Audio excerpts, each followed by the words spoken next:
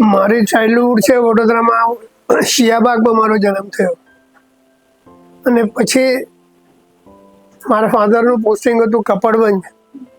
My father was the manager of bank of Baroda. So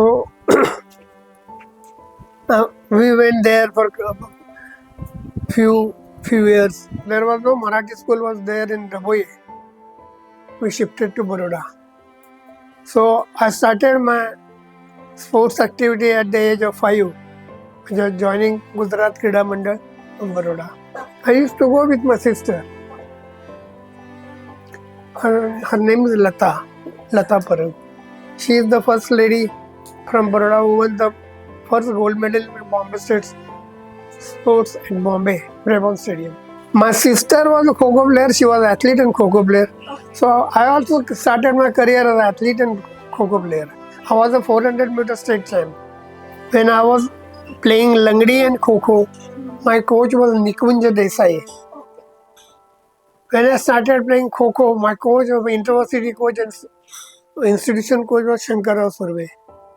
When I started playing the national, there was a coach Professor Yogesh and Baburao Surve.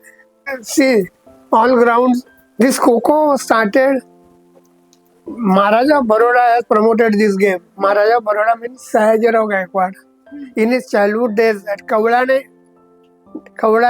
village of Maharashtra, that is near Jalgaon. So he used to play Kho there, Kho, Langdi and Kabaddi. Then he was adopted by royal family of Baroda. So when he took the charge of Baroda, the Maharaja Baroda, he started promoting his game, childhood games, along with the Western games. So that is why he started Gujarat Hindi Vijay Gymkhana in the year 1916. And since 1919 onwards, Hindi Vijay Gymkhana started All India Sports Meet at Baroda. In that championship, all Indian games and Western games were included. Langdi for boys and girls. For girls it was for girls under 4-5, or boys boys under 4-10. Then open. Open means all. Anybody can participate.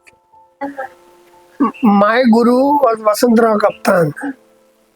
He is the only person from Baroda who represented Olympics thrice as a sports journalist. That time the concept was not developed.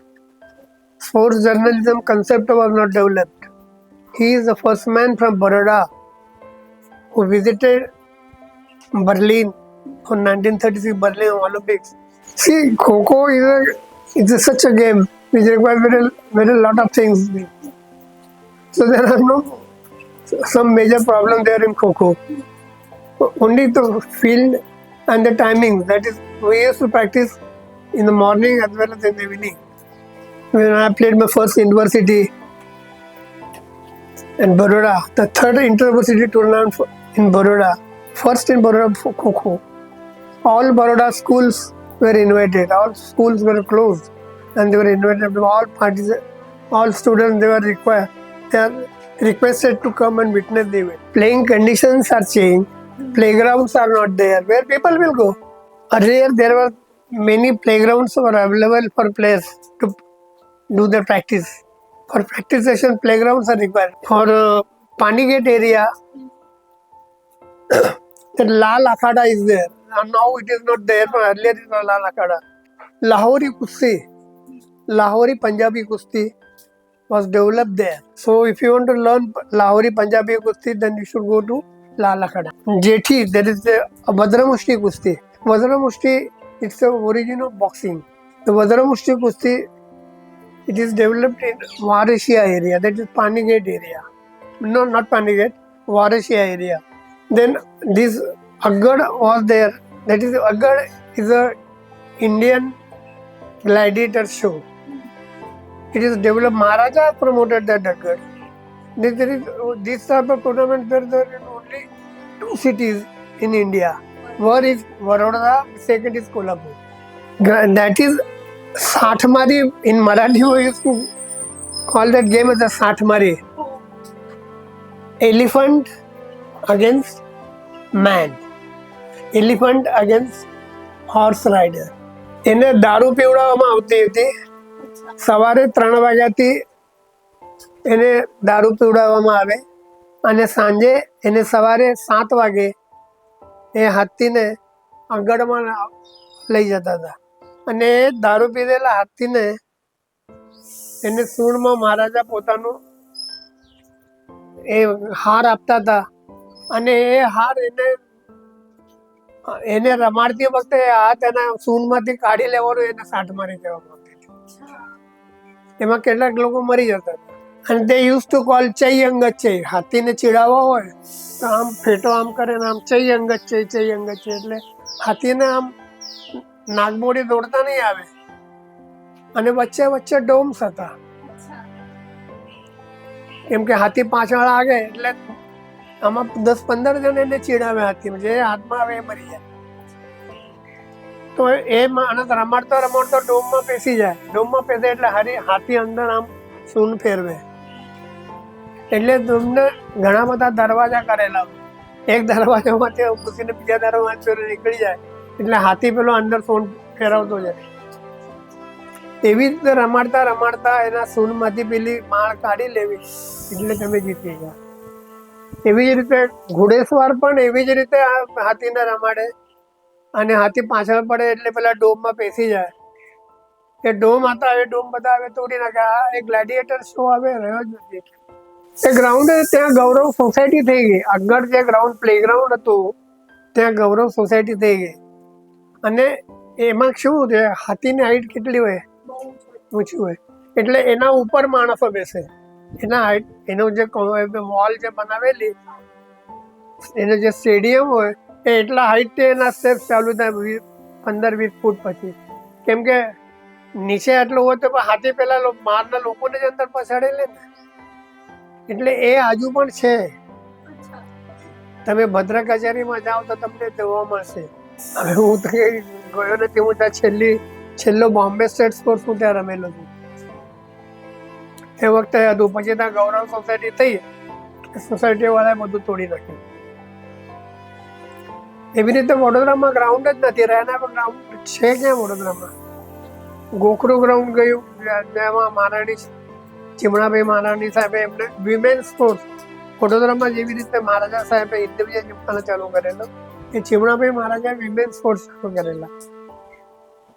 ને women સ્પોર્ટ્સની ખાસિયત એવી હતી કે women સ્પોર્ટ્સમાં અમ્પાયરથી લઈને બધી women's, જો કોઈ જેન્ટ્સને એન્ટ્રી જ ના હોય.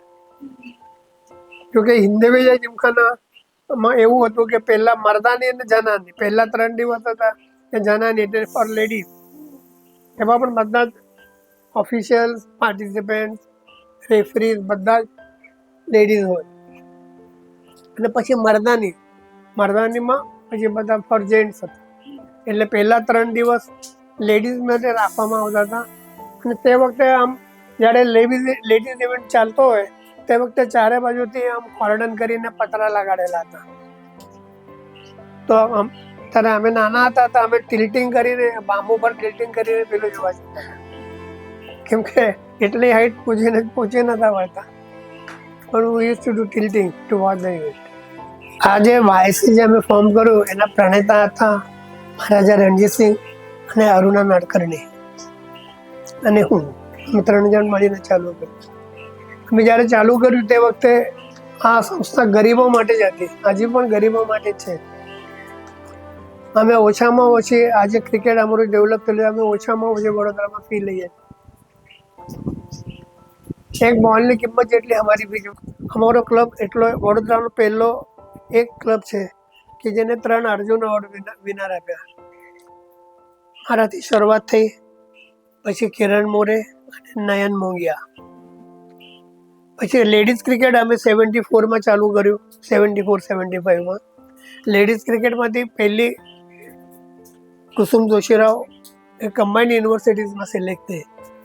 શ્યામા મોરે, કિરણ મોરેની મોટી બેન શ્યામા મોરે, કુસુમ જોશીરાવ, લીના દલાલ. અને લીના દલાલ એ યુનિવર્સિટીમાં એને રેકોર્ડ કર્યો. પહેલી જ યુનિવર્સિટી રાજકોટમાં રમાવી, યુનિવર્સિટી લેડીઝ ક્રિકેટ. એમાં પહેલા જ બોલે, ટુર્નામેન્ટના પહેલા જ બોલે એને 2 વિકેટ મળી. આ રેકોર્ડ છે, મને નથી લાગતું આવો રેકોર્ડ બીજા કોઈએ કર્યો હશે. એની કરિયરની શરૂઆત ટુર્નામેન્ટની પણ શરૂઆત અને ટુર્નામેન્ટનો પહેલો જ બોલ અને પહેલા જ બોલે વિકેટ. એનું નામ હતું લીના દલાલ. વડોદરામાં કેટલા અર્જુન એવોર્ડ વિનર થયા, પણ મારા ક્લબના 3, હું તૈયાર કરેલા 3. પછી કુટ્ટી કૃષ્ણન વોલીબોલ સર્વિસીસના હતા, પછી પેટ્રોફિલ્સમાં આવ્યા, પછી પાર્થો ગાંગુલી, પછી કિરણ મોરે, નયન મોગિયા, અચલા દેવરે અને ભાવના પરીખ, 7 અર્જુન એવોર્ડ વિનર્સ.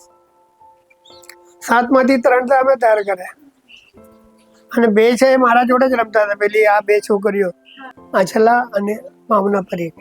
પેલીમાં તો રમત ગમત ડેવલપ થાય છે સ્કૂલમાંથી.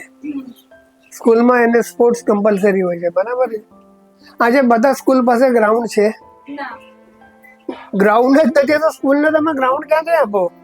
હું તમને 5 ગ્રાઉન્ડ બતાવ્યા, એમાંથી એક ગ્રાઉન્ડ હમણાં રહ્યું નથી.